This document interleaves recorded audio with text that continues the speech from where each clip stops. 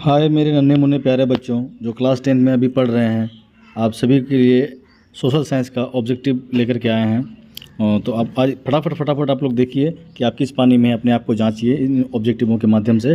तो शुरू करते हैं। आपके लिए साइंस का, सोशल साइंस का और मैथ का ऑब्जेक्टिव जो है पर डे 3-3 वीडियो आपको मिलेगा पर डे, ठीक है। तो आप लोग बढ़िया से पढ़िए और देखिए, जांचिए अपने आप को कि आप कितना तैयारी है आपका, ठीक है साथियों। तो पहला प्रश्न को हम लोग पढ़ते हैं। इंडियन नेशनल कांग्रेस, ठीक है, की स्थापना कब हुई थी? तो इंडियन नेशनल कांग्रेस जो था उसकी स्थापना कब हुई थी? 1885 में हुई थी। एवो ह्यूम ने इसका स्थापना किया था, ठीक है। इंडियन नेशनल कांग्रेस की स्थापना किसने की थी? एवो ह्यूम, ठीक है। कब? 1885 में, ठीक है। चलिए चलते हैं अगले प्रश्न में। अगला प्रश्न, सुभाष चंद्र बोस ने फॉरवर्ड ब्लॉक की स्थापना कब की थी? ठीक है, सुभाष चंद्र बोस, ठीक है, जो जय हिंद का नारा दिया था सुभाष चंद्र बोस, उसने फॉरवर्ड ब्लॉक कब स्थापित किया था? तो फॉरवर्ड ब्लॉक का स्थापना जो है कब किया था, यही सवाल। तो सुभाष चंद्र बोस ने फॉरवर्ड ब्लॉक की स्थापना कब की थी? तो 3 मई 1939 को सुभाष चंद्र बोस ने फॉरवर्ड ब्लॉक की स्थापना की थी। भारतीय राष्ट्रीय कांग्रेस से वो जो था ना, क्या किया था, संन्यास ले लिया था, मतलब अपना पद को छोड़ दिया था और उन्होंने फॉरवर्ड ब्लॉक की स्थापना की थी, ठीक है। जय हिंद का नारा इसने ही दिया, याद रखिएगा आप लोग। चलिए आगे चलते हैं तीसरे प्रश्न की तरफ। तीसरा प्रश्न है, भारत छोड़ो आंदोलन किस वर्ष प्रारंभ हुआ था? तो भारत छोड़ो आंदोलन जो है, ये अगर आपको बोलेगा कि भारत छोड़ो का नारा किसने दिया था, तो आप याद रखिएगा यूसुफ मेहर अली ने दिया था। किसने दिया था भाई? यूसुफ मेहर अली ने। यूसुफ मेहर अली, ये बात याद रखिएगा आप लोग। यूसुफ मेहर अली ने भारत छोड़ो का नारा किसने दिया था? यूसुफ मेहर अली ने, ठीक है, ये बात याद रखिएगा। हम लोग महात्मा गांधी के बारे में जानते हैं सबको, क्या? तो भारत छोड़ो का नारा कौन दिया था? यूसुफ मेहर अली ने। लेकिन यही भारत छोड़ो का जो आंदोलन अगर पूछेगा तब महात्मा गांधी ने, ठीक है। भारत छोड़ो आंदोलन किसने चलाया था? तो महात्मा गांधी ने चलाया था। कब चलाया था? तो 1942 में चलाया था, ठीक है, 1942 में। अगर पूछेगा कि भारत छोड़ो का नारा किसने दिया था, तब यूसुफ मेहर अली ने, ठीक है। लेकिन अगर आंदोलन पूछेगा तब महात्मा गांधी टिक कीजिएगा। तो भारत छोड़ो आंदोलन कब हुआ था? 1942 में, ठीक है। उसके बाद अगला प्रश्न है हमारा, भारत की सबसे ऊंची चोटी कौन सी है? तो भारत की सबसे ऊंची चोटी कौन सी है? K2 गॉडविन ऑस्टिन, जो भारत की सबसे ऊंची चोटी है। K2 गॉडविन ऑस्टिन जो है भारत की सबसे ऊंची चोटी है। और विश्व की सबसे ऊंची चोटी कौन सा है? माउंट एवरेस्ट, जो ये इसमें है, नेपाल में है, माउंट एवरेस्ट। और नेपाल में माउंट एवरेस्ट को क्या कहा जाता है? सागरमाथा के नाम से जाना जाता है, ठीक है। कंचनजंगा जो है दूसरे नंबर पे है ऊंचाई में, ठीक है, याद रखिएगा आप लोग। तो भारत की सबसे ऊंची चोटी K2, जिसको गॉडविन ऑस्टिन बोलते हैं, और भारत में दूसरा सबसे ऊंचा तो कंचनजंगा, ठीक है। चलिए आगे बढ़ते हैं हम लोग। अगला प्रश्न क्या है? अगला प्रश्न, कावेरी नदी किस राज्य में बहती है? जो कावेरी नदी है वो किस राज्य में बहती है? महाराष्ट्र में नहीं बहती है, उत्तर प्रदेश में भी नहीं बहती है, गुजरात में भी नहीं, तमिलनाडु में, ठीक है। कावेरी नदी कहाँ बहती है भाई? तमिलनाडु में बहती है। चलते हैं अगले प्रश्न। फटाफट आप लोग खुद को जांचिए कि आप किस पानी में हैं, तो आपकी तैयारी किस तरह से चल रही है, या आपकी तैयारी कैसी है अभी, ठीक है। तो ये फटाफट सीरीज लेकर के आए हैं, फटाफट स्पीड में हम लोग चलेंगे। मानसून किस दिशा से भारत में प्रवेश करता है? जो मानसून है वो किस दिशा से भारत में प्रवेश करता है, ठीक है, याद रखिएगा। तो किस दिशा से मानसून प्रवेश करता है बताइए आप लोग। मानसून जो है किस दिशा से भारत में प्रवेश करता है? जो मानसून है नीचे की तरफ से आता है, ठीक है, तो उत्तर दक्षिण, ठीक है, तो दक्षिण पश्चिम मानसून, ठीक है। किस दिशा से भारत में प्रवेश करता है? तो दक्षिण पश्चिम से, याद रखिएगा आप लोग। मानसून जो है दक्षिण पश्चिम, ठीक। चलिए अगले प्रश्न में चलते हैं। भारत के संविधान का संरक्षक किसको कहा जाता है? तो भारत के संविधान का जो है संरक्षक किसको कहा जाता है भाई? तो संसद को जो है ना, क्या कहा जाता है? संसद को कहते हैं, राष्ट्रपति को कहते हैं, सर्वोच्च न्यायालय को कहते हैं, या प्रधानमंत्री को कहते हैं? तो भारत के संविधान का जो संरक्षक है इसको किसको कहा जाएगा बताइए आप।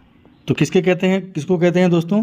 सर्वोच्च न्यायालय को, ठीक है। किसको कहते हैं? सुप्रीम कोर्ट को, ठीक है। सुप्रीम कोर्ट कहाँ पर है? आपका दिल्ली में है, ठीक है।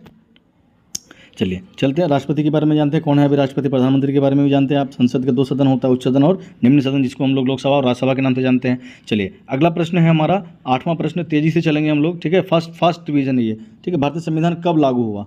भारतीय संविधान जो है कब लागू हुआ? तो 26 जनवरी 1950 को, ठीक है, 26 जनवरी 1950 को भारतीय संविधान लागू हो गया था, ठीक है। और भारतीय संविधान को लिखने में कितना समय लगा था? 2 वर्ष 11 माह 18 दिन का टाइम लगा था। 26 नवंबर 1949 को संविधान बन करके क्या हो गया था? तैयार हो गया था, ठीक है। लेकिन लागू कब हुआ था? 26 जनवरी 1950 को, याद रखिएगा।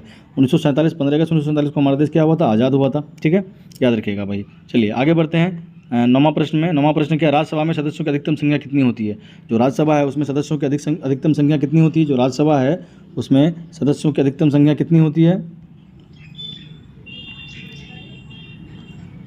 राज्यसभा में सदस्यों की अधिकतम संख्या कितनी होती है? 245, ठीक है, 245, याद रखिएगा।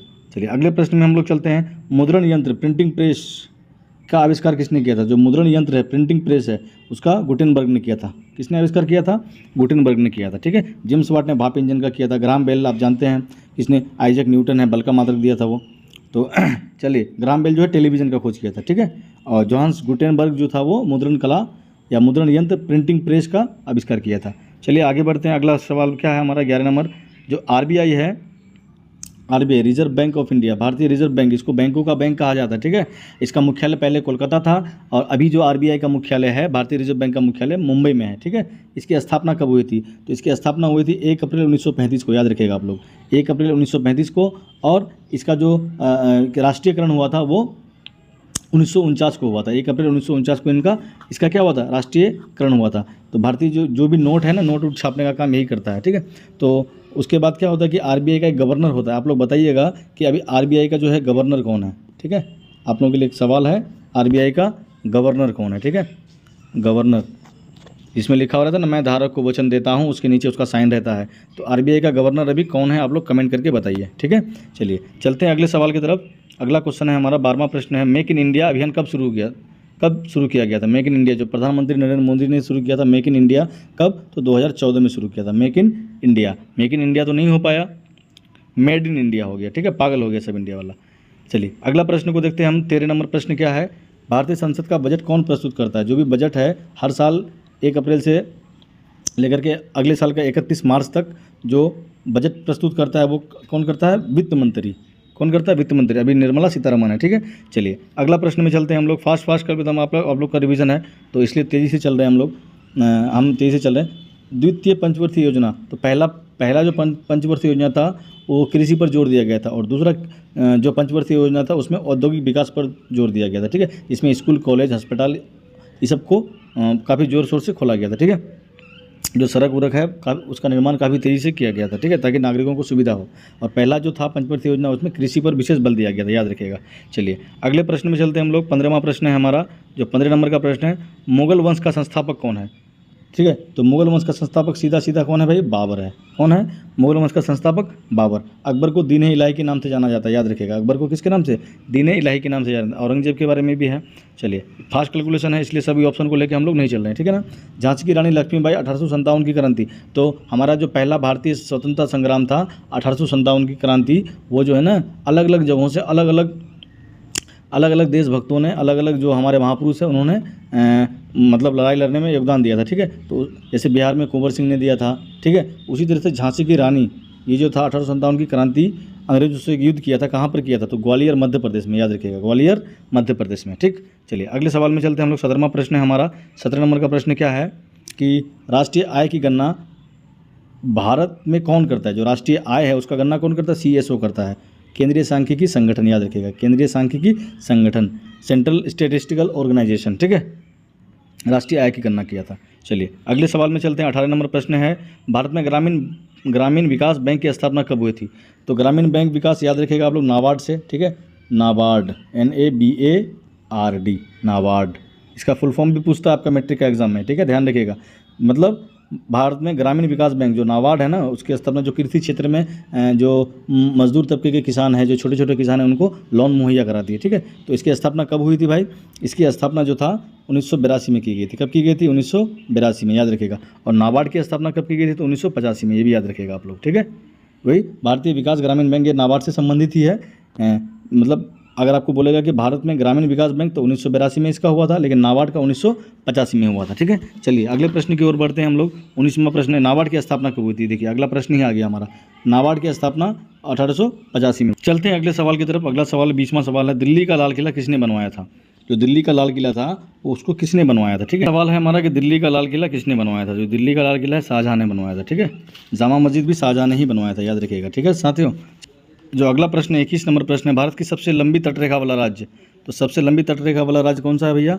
गुजरात सबसे लंबी तटरेखा वाला राज्य है, याद रखिएगा। सबसे लंबी तटरेखा वाला राज्य गुजरात, और सबसे छोटी तटरेखा वाला राज्य जो है वो है गोवा आपका। ठीक है। चलिए अगले प्रश्न में चलते हैं हम लोग। बंगाल का अस्थायी बंदोबस्त कौन किया था भाई? तो बंगाल में जो अस्थायी बंदोबस्त था, परमानेंट सेटलमेंट, कौन किया था? लॉर्ड कॉर्नवालिस, वारन हेस्टिंग, डलहौजी या लॉर्ड कर्जन। तो बंगाल में जो है अस्थायी बंदोबस्त को किसने लागू किया था? तो लॉर्ड कॉर्नवालिस ने लागू किया था, याद रखिएगा। ठीक है। बंगाल में लॉर्ड कॉर्नवालिस। ठीक। चलिए अगले प्रश्न की ओर बढ़ रहे हैं हम लोग। 23 नंबर प्रश्न, वंदे मातरम जो हमारा राष्ट्रीय गीत है ना, जनगण मन जो है हमारा राष्ट्रीय गान है, ठीक है। अगर पूछे भारत का राष्ट्रीय गान क्या है, जनगण मन, जिसका लेखक था रविंद्रनाथ टैगोर, ठीक है। वंदे मातरम जिसको हम लोग पढ़ते हैं, सुजलाम सुफलाम मलयज शीतलाम सस्य श्यामलम, ये हमारा भारत का राष्ट्रीय गीत है, ठीक है, वंदे मातरम, ठीक है। इसका जो लेखक था कौन था, बंकिम चंद्र चटर्जी या बंकिम चंद्र चट्टोपाध्याय, याद रखिएगा आप लोग, ठीक है। वंदे मातरम का लेखक कौन है, बंकिम चंद्र चट्टोपाध्याय, और रविंद्रनाथ टैगोर किसका है, जनगण मन का, ठीक है, याद रखिएगा। चलिए अगले प्रश्न की ओर बढ़ते हैं हम लोग। जो अगला प्रश्न है, नालंदा विश्वविद्यालय की स्थापना किस शासक ने की थी। जो नालंदा विश्वविद्यालय है उसकी स्थापना कुमारगुप्त ने की थी। किसने की थी, याद रखिएगा, कुमारगुप्त। नालंदा विश्वविद्यालय, ठीक है, नालंदा विश्वविद्यालय की स्थापना किसने की थी, कुमारगुप्त ने की थी। और अलाउद्दीन खिलजी ने इसको क्या कर दिया था, आग लगा करके जला दिया था, जो 1400 साल तक जलते रहा था, ठीक है। चलिए अगले प्रश्न की ओर बढ़ते हैं हम लोग। अगला प्रश्न, बिहार का कौन सा स्थान लोकतंत्र की जननी कहलाता है। लोकतंत्र की जननी कौन सा स्थान को कहा जाता है, ठीक है। तो वैशाली को जो है ना लोकतंत्र की क्या कहते हैं, जननी कहते हैं। अगले प्रश्न की ओर बढ़ते हैं। थोड़ा फर्स्ट रिवीजन है, आप लोग अपने आप को जांचिए कि आप लोग किस पानी में हैं, इसलिए थोड़ा सा फर्स्ट तेज़ी से चल रहे हैं हम, आप खुद को जांच भी लीजिएगा। चलिए, बुद्ध ने अपना पहला उपदेश कहाँ दिया था। तो बुद्ध ने जो है ना अपना पहला उपदेश दिया था आपका कहाँ पे, सारनाथ में दिया था। कहाँ दिया था पहला उपदेश, सारनाथ में, ठीक है। कुशीनगर में उसका मौत हो गया था, मर गया था वो, और बोध गया में उसको ज्ञान की प्राप्ति हुई थी, ठीक है ना। और पहला उपदेश जो दिया था वो कहाँ दिया था भाई, सारनाथ में दिया था, ठीक है। चलिए अगले प्रश्न की ओर बढ़ते। बिहार में स्थित वाल्मीकि नेशनल पार्क, जो हमारा बिहार है ना वहाँ पर एक ही नेशनल पार्क है, बस एकमात्र नेशनल पार्क है जो पश्चिमी चंपारण में है, वाल्मीकि नेशनल पार्क, वाल्मीकि राष्ट्रीय उद्यान। हमारे बिहार में मात्र एक राष्ट्रीय उद्यान है जो पश्चिमी चंपारण में है। कहाँ पर है, पश्चिमी चंपारण में, जिसका नाम क्या है, वाल्मीकि नेशनल पार्क, वाल्मीकि राष्ट्रीय उद्यान, ठीक है। चलिए अगले प्रश्न 28 नंबर प्रश्न में चलते हैं। जालियांवाला बाग हत्याकांड कब हुआ था। तो जालियांवाला बाग हत्याकांड कब हुआ था भैया, काफ़ी क्रूर घटना थी ये, जिसको जनरल डायर ने आम जनता लोगों पर गोलियां बरसाने का ऑर्डर दे दिया था, ठीक है। तो 13 अप्रैल 1919 को, 13 अप्रैल 1919 को ये जालियांवाला जो है ना, ये जालियांवाला बाग जो है आप पंजाब में है, ठीक है, याद रखिएगा। चलिए इसी का बदला लेने के लिए उधम सिंह ने इंग्लैंड में जा करके उसको जनरल डायर को गोली मार दिया था। सोचिए उस समय जो उधम सिंह था बहुत छोटा बच्चा था, ठीक, इसका बदला लेने के लिए वो इंग्लैंड गया, वहाँ जाके उसको मार दिया था। तो उधम सिंह पर एक फिल्म भी बनी है, देखिएगा आप लोग, ठीक है। चलिए अगले प्रश्न की ओर बढ़ते हैं। 29 नंबर प्रश्न है। 29 नंबर प्रश्न क्या, जालियांवाला बाग हत्याकांड विरोध में किसने अपनी वकालत छोड़ दी थी। तो ये जो था ना, महात्मा गांधी ने अपनी वकालत छोड़ दी थी, याद रखिएगा, महात्मा गांधी ने अपनी वकालत छोड़ दी थी। बहुत लोगों ने जो उपाधि था अपना उपाधि को वापस लौटा दिया था अंग्रेजों को, ठीक है, और महात्मा गांधी ने वकालत करना छोड़ दिया था। चलिए अगला 30 नंबर प्रश्न को देखते हैं। 30 नंबर प्रश्न क्या है हमारा, कि माइकल ओ डायर की हत्या किसने की थी, ठीक है, उधम सिंह ने। इंग्लैंड में जाकर के इसको मार दिया था भाई उधम सिंह, ठीक। सोचिए कितना मतलब खून खोला होगा उसका, कि बचपन का घटना को जवानी तक याद रखा और वहाँ जाकर के उसको मार दिया, ठीक। चलिए लास्ट प्रश्न होगा आज के सेशन का। तो अंतिम प्रश्न क्या है, भारत में शिक्षक दिवस किसकी स्मृति में मनाते हैं। तो शिक्षक दिवस अभी फिलहाल हम लोग मनाए हैं, तो किसकी स्मृति में मनाते हैं, ठीक है। एक शिक्षक होने के नाते नाते वो देश का 2 बार उपराष्ट्रपति फिर राष्ट्रपति बना था, ठीक है। तो एस राधाकृष्णन, डॉक्टर सर्वपल्ली राधाकृष्णन, इनका जन्म 5 सितंबर 1888 को हुआ था, याद रखिएगा, 5 सितंबर 1888 को इनका जन्म हुआ था। इसलिए प्रतिवर्ष जो है ना 5 सितंबर को इनकी याद में शिक्षक दिवस मनाते हैं हम लोग अपने अपने स्कूल में, विद्यालय में, कॉलेज में, जहाँ भी हैं, ठीक है। तो साथियों आज का ये जो था लास्ट क्वेश्चन था। आशा करते हैं कि आप लोगों को अच्छा लगा होगा सेशन, और आप लोग बताइए कमेंट करके कि आपको 31 में कुल कितने प्रश्न का उत्तर आपने सही दिया है, कमेंट करके ज़रूर बताइएगा। तो इसी तरह से आपके लिए साइंस का, सोशल साइंस का और मैथ का जो ऑब्जेक्टिव होगा बिहार बोर्ड क्लास 10th के लिए लेकर के आएंगे।